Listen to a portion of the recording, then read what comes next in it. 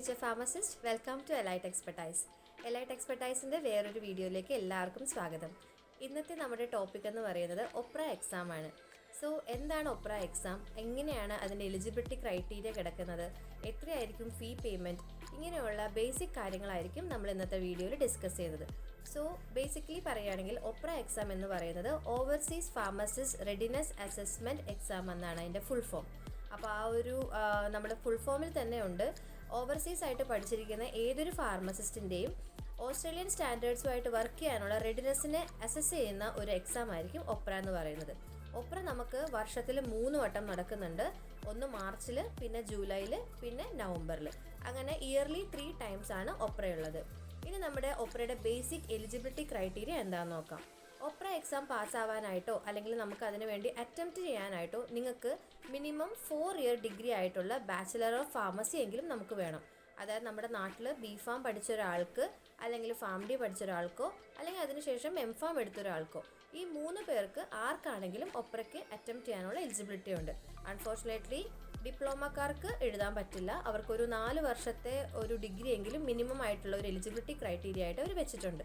So once നിങ്ങൾ eligible ആണെന്ന് നിങ്ങൾക്ക് മനസ്സിലാവുമ്പോൾ നെക്സ്റ്റ് സ്റ്റെപ്പായിട്ട് വരുന്നത് സ്കിൽ അസസ്മെൻറ്റ് എന്നൊരു പ്രോസസ്സാണ്. സ്കിൽ അസസ്മെൻറ്റ് എന്ന് പറയുമ്പോഴത്തേക്കും നമ്മുടെ നാട്ടിലെ എല്ലാ ഡോക്യുമെൻസും, നമ്മുടെ ബേസിക് ആയിട്ടുള്ള പേഴ്സണൽ ഡോക്യുമെൻറ്റ്സ് ആയിട്ടുള്ള നമ്മുടെ ബർത്ത് സർട്ടിഫിക്കറ്റ്, നമ്മുടെ പാസ്പോർട്ട്, അങ്ങനെയുള്ള ഡോക്യുമെൻറ്റ്സ് പ്ലസ് നമ്മുടെ അക്കാഡമിക് ഡോക്യുമെൻറ്റ്സ് ആയിട്ടുള്ള അക്കാഡമിക് ട്രാൻസ്ക്രിപ്റ്റ്, നമ്മുടെ ഡിഗ്രി സർട്ടിഫിക്കറ്റ്, അല്ലെങ്കിൽ നമ്മുടെ ഫാർമസി കൗൺസിലിൻ്റെ ലൈസൻസ്, അല്ലെങ്കിൽ അല്ല അതും കൂടി വേണം, ഫാർമസി ലൈസൻസും കൂടി വേണം. നമ്മുടെ ഹോം കൺട്രിയിലെ ഫാർമസി ലൈസൻസും കൂടി വെച്ചിട്ട് നമ്മൾ ഈ ഡോക്യുമെൻറ്റ്സ് എല്ലാം APCയിലേക്ക് അപ്ലോഡ് ചെയ്ത് കൊടുക്കണം. അതായത് ഓസ്ട്രേലിയൻ ഫാർമസി കൗൺസിലിൻ്റെ വെബ്സൈറ്റിൽ പോയിട്ട് കാൻഡിഡേറ്റ് പോർട്ടൽ തുറന്നതിന് ശേഷം നമ്മൾ ഈ ഡോക്യുമെൻറ്റ്സ് എല്ലാം നമ്മൾ അപ്ലോഡ് ചെയ്ത് കൊടുക്കണം.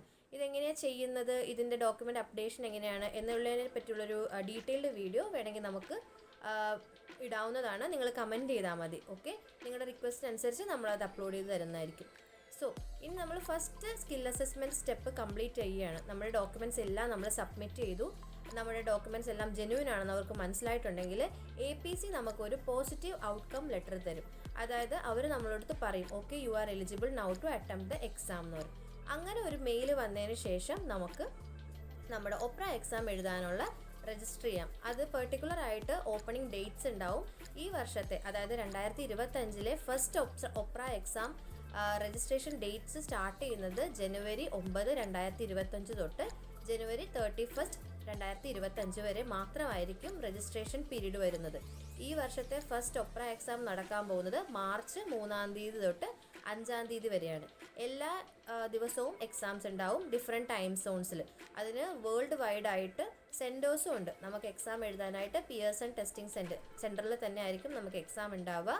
അത് വേൾഡ് വൈഡ് ആയിട്ട് സെൻറ്റേഴ്സ് ഉണ്ട്. നമ്മുടെ ഇന്ത്യയിലെ മേജർ സിറ്റീസ് ആയിട്ടുള്ള എല്ലാ സിറ്റീസിലും സെൻറ്റേഴ്സ് ഉണ്ട്. നമുക്ക് കേരളത്തിൽ എറണാകുളത്തോ അല്ലെങ്കിൽ ട്രിവാൻഡ്രത്തോ ഇതുവരെ വന്നിട്ടില്ല.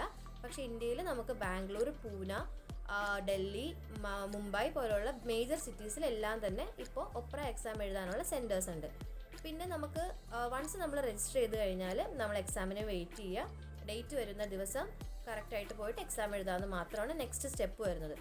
സോ ഇപ്പോൾ നമ്മൾ എക്സാമിൻ്റെ പ്രോസസ്സിൻ്റെ സ്റ്റെപ്സും പറഞ്ഞു, നമ്മുടെ എലിജിബിലിറ്റി ക്രൈറ്റീരിയയും പറഞ്ഞു. ഇനി നമുക്ക് അറിയേണ്ടത് ഫീസ് എങ്ങനെയായിരിക്കും എന്നുള്ളതാണ്. അപ്പോൾ ഈ സ്കിൽ അസസ്മെൻറ്റിന് നിങ്ങൾ ഫസ്റ്റ് അടയ്ക്കേണ്ട ഫീസായിട്ട് വരുന്നത് 810 AUD ആണ്. അത് നമ്മുടെ ഇന്ത്യൻ റുപ്പി ആയിട്ട് കൺവേർട്ട് ചെയ്യുമ്പോഴത്തേക്കും ഏകദേശം അറൗണ്ട് ഒരു 40,000 INR വരും. നെക്സ്റ്റ് ഫീസായിട്ട് വരുന്നത് നമുക്ക് ഒപ്ര എക്സാമിൻ്റെ ഫീസാണ്. അതിന് വരുന്നത് 2190 AUD ആണ്.